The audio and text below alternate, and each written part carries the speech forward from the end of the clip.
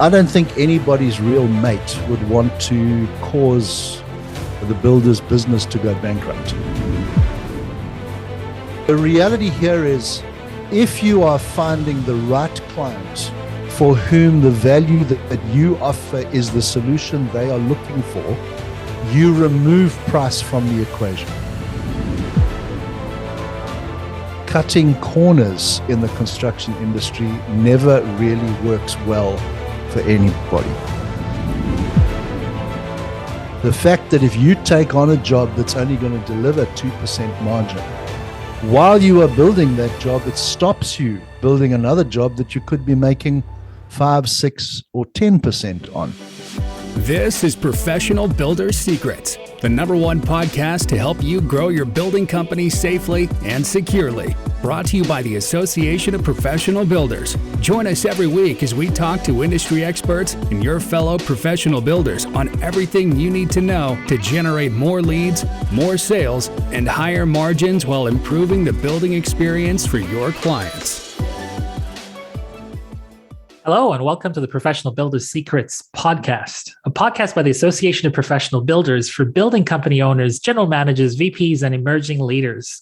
Here we discuss all things running a professional building company, from sales processes, financials, operations, and marketing. We have another exciting episode from the Professional Builder Secrets podcast. Joining us today is my pal, Andy Skarda, head coach for the Association of Professional Builders. Andy, lovely to have you again.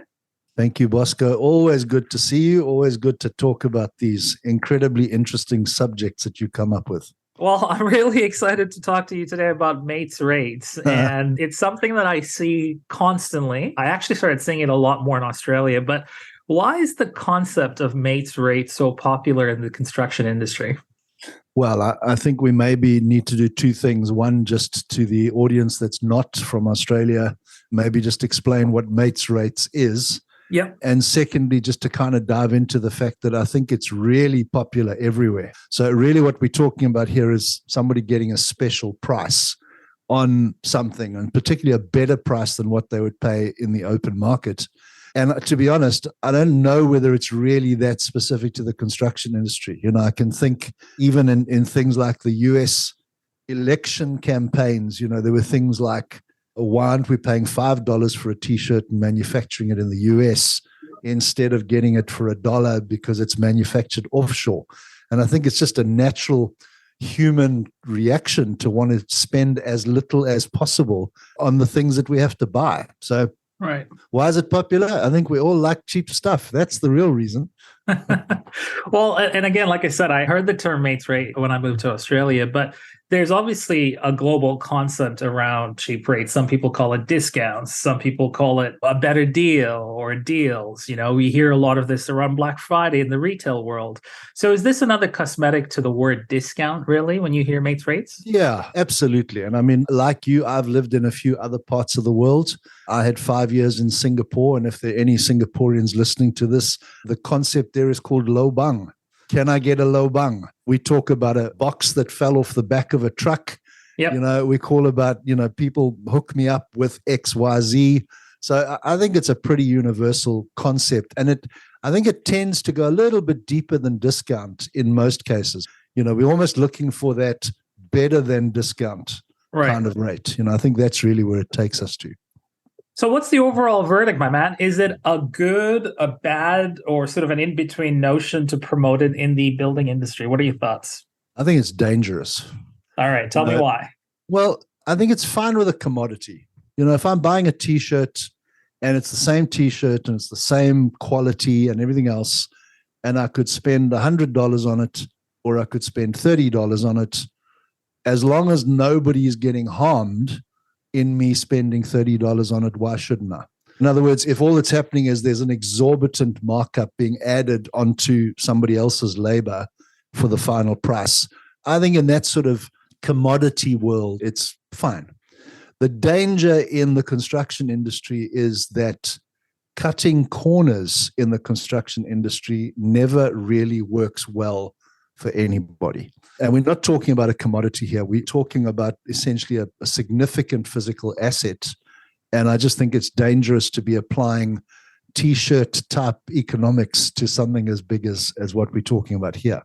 let's dig a little deeper here, because for me, I feel like that term might be overrated as well, because sometimes it's potentially bastardized on commercials. You see it on TV commercials. You have a season for Black Friday sales as well. If you're not paying attention to this, how critical could this be to the overall financials for a builder? Oh, huge, and the danger, I mean, again, going back to what we were talking about earlier, Black Friday in most cases is an opportunity for retailers to significantly discount slow-moving stock to get it out the door. But they're never going to discount it below a price at which it's at least breaking even. The danger in what we're talking about here is that it can cost a builder significantly more than just break even if he gets into this space. Right. So that's the danger we've got to be careful of here. So, Andy, the theme of this interview is, what is the real cost of mates rates to a building business? I'm going to ask you that question anyways. You've alluded to the fact that this can be a pretty dangerous situation for a builder, but what is the real cost of mates rates to a building business? How bad can this get? It can get as bad as possible. I've seen this go from, oops, I didn't realize I was investing in my mate's house, to my business is belly up now because I've done too much of this. Right. And the danger, Bosco, really is if a builder doesn't know his numbers, doesn't actually know what's going on financially within his business, and that can be a very difficult thing for a lot of builders. There's a lot of moving parts in building one house, and a lot of builders are building multiple houses at one time, and it can be fairly complicated. And if a builder doesn't know what's going on in his financials, I've had a number of, even in our private mentoring program, so clients that are not beginners by any means, that when we've analyzed some of their past jobs, I in fact had a client, and if he's listening, he'll know exactly who he is, because when we did an analysis of his previous year's jobs, we found that he had literally invested $50,000 into his friend's house. Right. He built a house, he'd done it at mates rates, and because he wasn't in touch with his real numbers, when we did the analysis and looked at the actual numbers, there was 50 grand in that house that he'd actually invested. So in other words, it wasn't that he hadn't made a profit, he'd made $50,000 less. He'd actually built the house at a loss to himself. He had covered 50 grand of what had gone into that house. So there's one example. The danger, I think, and when we keep it at the mates rates thing, it keeps it sort of light and airy because it's your friend, it's your mate. The problem is when this starts to happen with somebody who isn't your mate, and now you end up in a situation that to get the job, you thought you'd do something to give you that inside line, and now there is no way of recovering it, not even in relational capital down the road. This can turn really ugly. This is the stuff that lawsuits are made of. And obviously, if you're honoring it for one mate, the chances are you're probably accumulating it over a period of time for a few mates. And that's when it starts to get really out of hand, because 4 mates, 5 mates, now you're compounding that 50K across different mate. And all of a sudden now you're at a loss of $200,000, $300,000, $400,000, right? There you go. So, that's exactly the problem. All right. Well, we know what the dangers are. What's a better way or an alternative to mates rates? Is there an alternative for our listeners out there? What's their saving grace? Well, I don't think anybody's real mate would want to cause, the builder's business to go bankrupt. And if you're really my mate, I would think you'd want the best for me. So I'm pretty certain there's somewhere we can meet in the middle. And where would that be? There are a number of ways that a builder could supply expertise and not charge for that expertise. So we at the APB talk a lot about a sales process, including a builder being paid for concept designs and preliminary building agreements, those kind of things. A builder could choose to donate his time in those things to a friend and save them money up front. But the problem is once we get into construction, the timber costs what the timber costs, and the concrete costs what the concrete costs. The only way to discount that really is for the builder to cut his margin. Right. You're going to have to pay for the timber and the concrete and the tiles and the tapware and so on. So the danger is we're back to the thing that you and I often debate. As soon as you start cutting margins, and the general public has this opinion that builders make exorbitant amounts of money. They don't. They handle, in some cases, large amounts of money, but the actual margins that most builders are working at are really, really tight. And what we're now saying is, well, let's cut into that, which I think is dangerous. So for me, if somebody was saying to me, how can I offer my mate something that makes this better than the guy in the street would get, I'd be focusing on that pre-construction design process and obviously donating my expertise to make sure that he gets the best deal possible that doesn't destroy my business. Now, you're also talking a little bit about creating value. So what are some of those value or other value areas that you can produce other than reduced pricing? Would it be sort of that consult or education or knowledge? Like, where are some of the areas that we could tap into?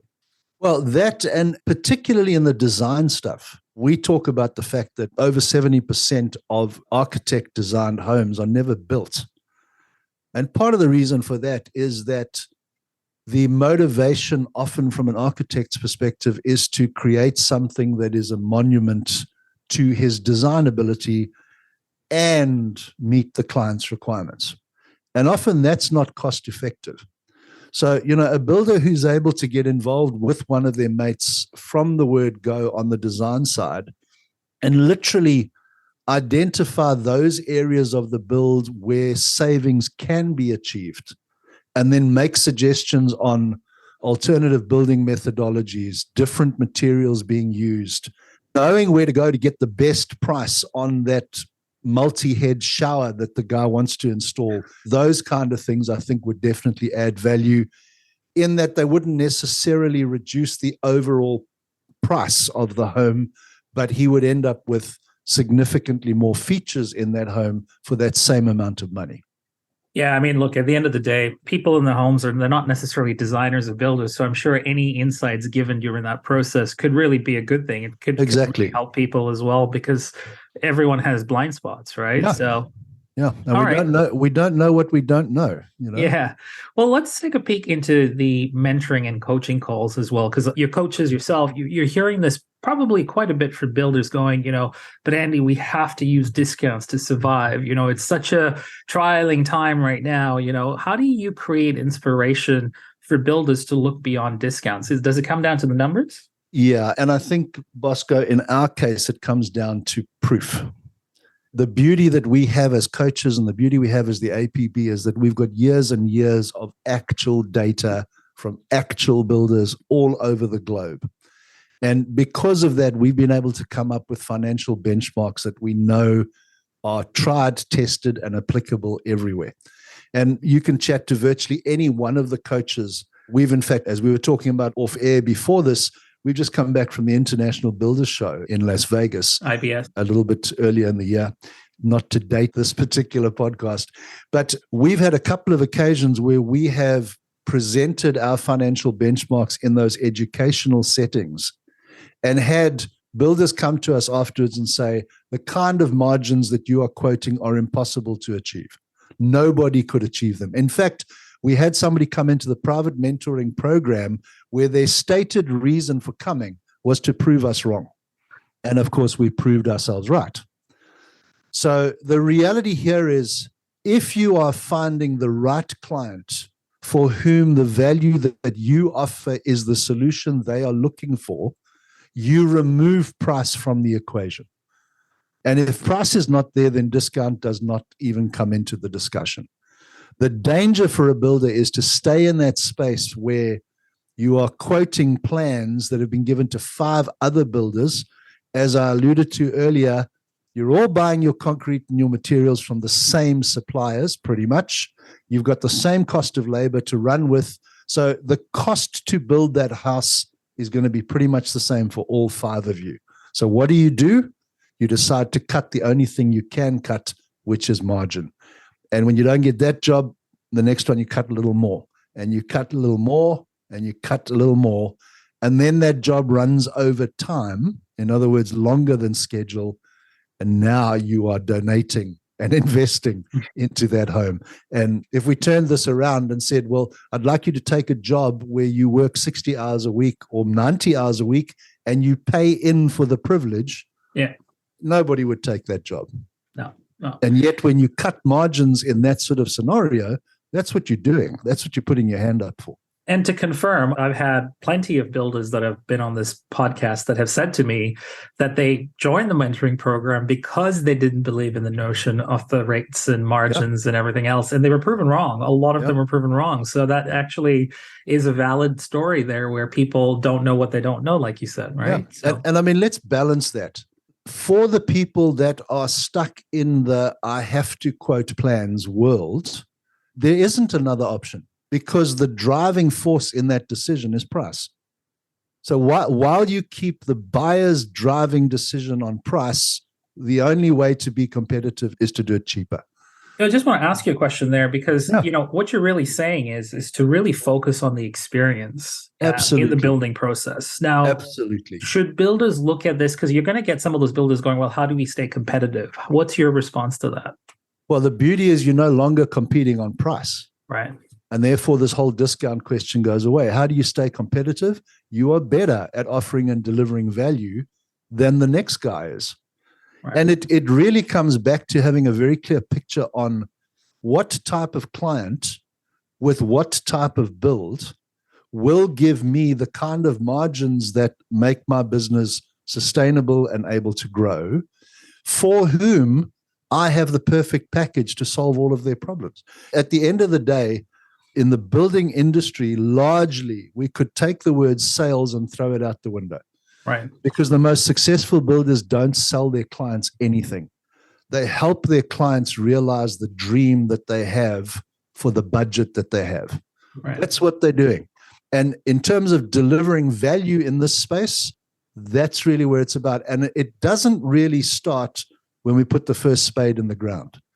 It starts at the first discussion 6 months before that, making sure that we understand exactly what is driving this client into making the decisions they are, helping them get the best design, the best process, et cetera, et cetera. That's really where the competition comes in, being prepared to go that extra mile up front, rather than trying to shave money out of the margin and delivering a crappy service along the way. Now, I recently bought, I'm a bit of a nerd, as you probably know, and I recently bought a 55-inch work monitor. Okay. And there's a story here. So it was fairly expensive and, I upgraded and I loved it because I could have 5 to 6 different workstations open up at the same time. Yeah. And the person who got me this, through the experience said, listen, I've got this ergonomic chair. And if you are going to get this, I highly recommend the ergonomic setup. And we'd do this for you at no cost. Didn't use the word discount, didn't use the word free. He said, we'll set up the ergonomic so that you don't have any neck problems when you're working out of this thing. He ended up getting 2 transactions from me because I was at that age where I was looking at my back and my posture and everything else. And I was like, that was a pretty smart move. I went in with one entity and he talked about another entity. What are some of those terminologies that are value that should replace mates rates in the future? You talked a little bit about the design process. You talked a little bit about an architect's vision and industry knowledge. What are some of the terms that you're seeing in today's market for the people that you are not going down that whole mates rates part? Yeah. It's a combination of all those things that you've just touched on. It's a builder with decades of experience knowing intuitively this type of design is going to be more expensive than this type of design, and the difference between them in the final analysis, in other words, in the lifestyle that they will deliver, is so minimal that to spend an extra $50,000 to have that versus this, you're going to be disappointed. And I mean, we have members and mentoring program members that get frustrated because they say people don't want to listen to us. And what happens often in those kind of scenarios is that client will go away and go to another builder. And 6 months later, contact our member and say, I wish I'd listened to you. Mm. The problem with this industry, as I said, go back to where we started. This is not a commodity. This is a big deal that we're putting together here. You can't just undo it and start again. You 4 months into a build and it goes pear-shaped, you stuck pretty much with the outcome. And most professional builders would be very hesitant to step into a 60% completed mess and try and fix it. And it would probably end up costing significantly more anyway. Right. Right. It's a long way of saying it, but I think the real focus is on a professional builder who invests the time up front to make sure that the design is cost effective for what that client wants, and then executes the build according to whatever that is, efficiently and on time and on budget. Put those two things together, discount unnecessary. It's automatic. It's built into the process.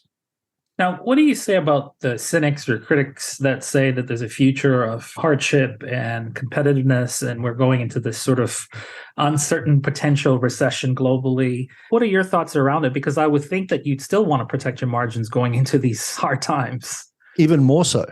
And what I think a lot of builders forget about or maybe ignore is opportunity cost. The fact that if you take on a job that's only going to deliver 2% margin, while you are building that job, it stops you building another job that you could be making 5, 6, or 10% on.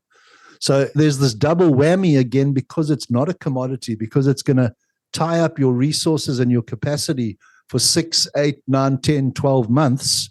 We need to be very, very careful that we're taking on the right jobs for the right reasons. So again, coming back to, is there going to be competition? Absolutely there is. But professional builders are going to be competing on the things that matter. And at the end of the day, I think you and I have discussed Tiger Kings and the fact that, in my opinion, that program is the biggest waste of time that there is on the face of the earth. If I had the choice of spending 6 months building a house that I was going to lose on, I'd rather watch Tiger Kings for 6 months. And I think that's a fate worse than death, actually. But the point I'm trying to make is, being busy for the sake of being busy is not a good option for a professional builder. A professional builder wants to make sure that he's investing his time and effort into something that's going to give him an adequate return. And if he's doing that, there's no financial hardship.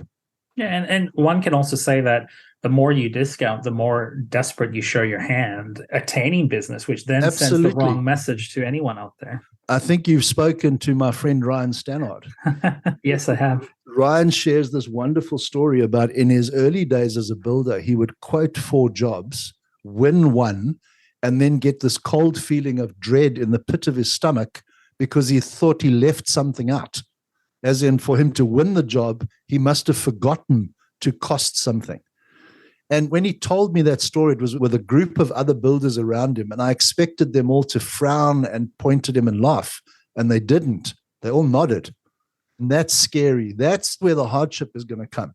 When you've already shaved everything to the bone, and then it takes longer, now you're into dangerous territory. And shout out to Ryan. I've had him on the podcast as well. He's got a great story. And I've seen him in the last few years, just his business has progressed.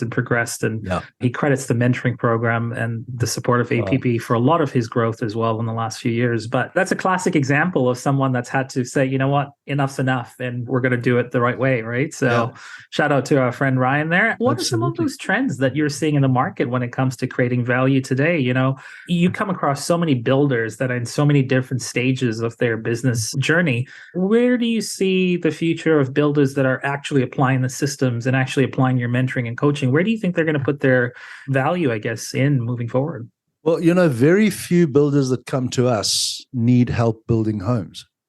In fact, the bulk of the guys that come to us are often multi-award winning builders. I had a recent discussion, in fact, with a potential client who grilled me about my building experience and really didn't even want to carry on with the conversation if I wasn't a builder. And I just asked him the question, do you need help building houses? And he sort of stopped for a second and frowned, and he said, well, no.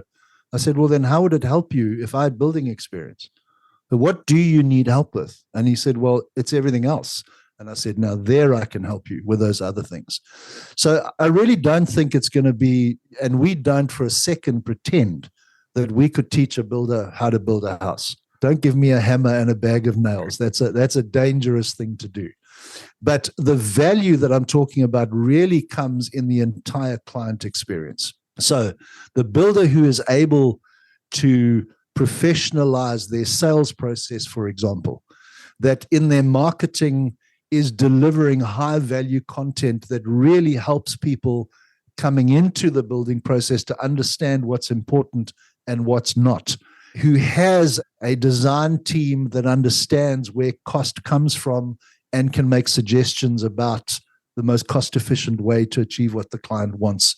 Those are really the guys that are starting to make the traction. And the strange part is, in virtually every case, as they start to offer that kind of value and they start to understand their numbers and run their entire business more efficiently, their margins automatically improve. And let's go back to where we started. So I'm a builder and I've got a mate that wants me to build him a house. Can I cut him some slack? Not if every job I've got on my books is cut to the bone. No, I can't.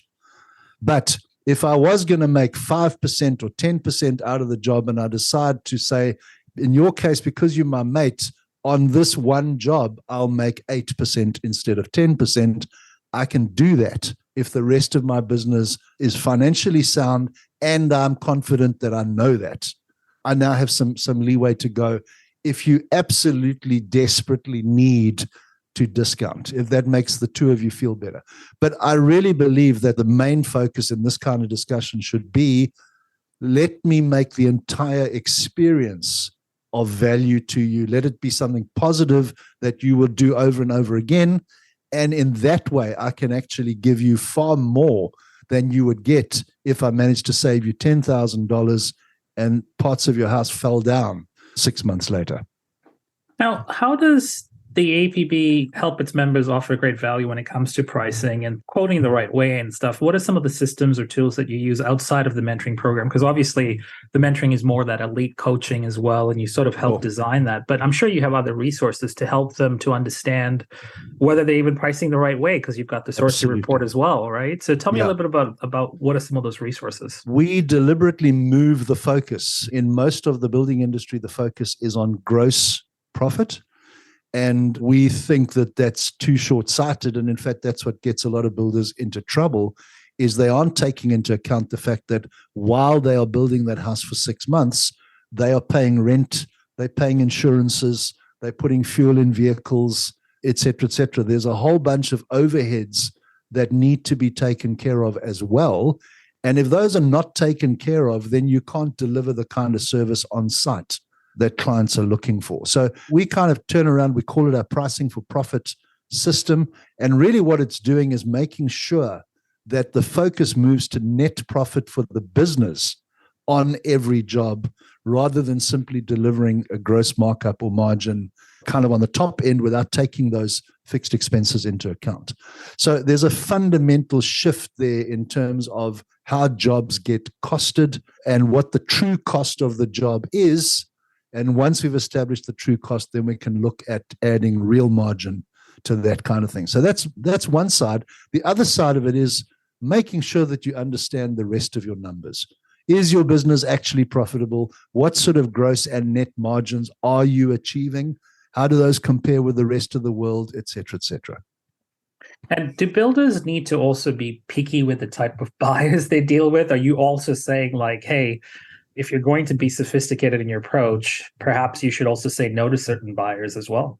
Well, not only to certain buyers, but to certain jobs as well. And mates. No, absolutely. I've got a couple of clients who've built for family members and friends where when they've told me what they're planning to do, I've said to them, how important is it to you that your relationship is still whole at the end of this process? Because sometimes that's what you've got to decide. Do I want this person to still be my mate at the end of this or not? Mm-hmm. And to be brutally honest, I know that that's unusual for me, but just to kind of go into that space for a second or two, if you want that friendship or that relationship with the family member to stay whole, it is incumbent upon you to make sure that you treat them as well as and in the same way as you would any other client. So that's really starting point. The second point is don't move into the type of job that you're not good at. If your sweet spot is building $500,000 custom home, 3-bed, 2-bathroom, single story, and your mate comes along and says, hey, I've got a $5 million home. It's 16 stories with a lift on the edge of a cliff overlooking the sea. be careful. It's not just being discerning about the buyer, but it's also being discerning about staying in your lane. We talk about dominating a niche, being really good at one thing, becoming the go-to person for that thing.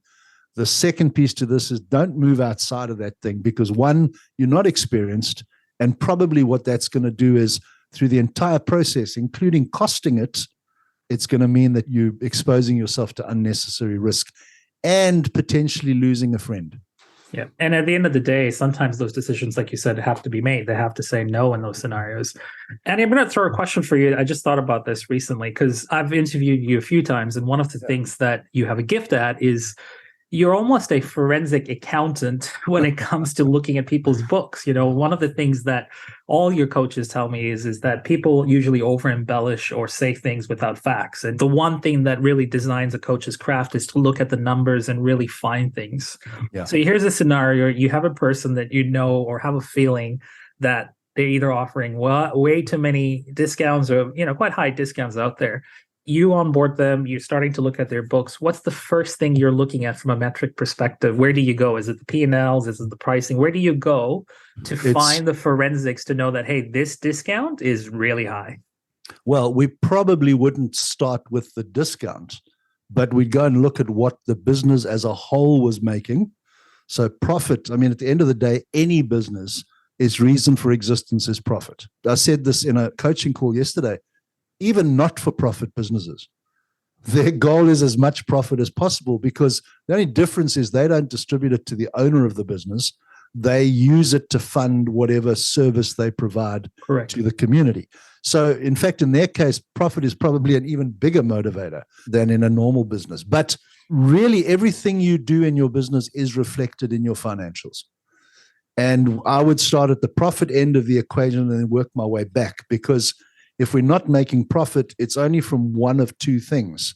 Our expenses are too high, our revenue is too low, or what is often the hybrid of those two is we're not providing for enough margin. There isn't enough profit in the job to deliver net profit at the end of the day, which is why our pricing for profit model deliberately goes to that point rather than stopping at the gross profit level. So let me also nail my colors to the mast. At the end of my school and university career, I'm not sure that my accounting teachers would have agreed with you that I'm anything like a forensic accountant. But what I've been able to do, because I'm not an accountant, is I've had to learn how to convert those numbers into a story. What story are these numbers telling me about this business? And largely, that's what all of our coaches are able to do, to know where to go and look.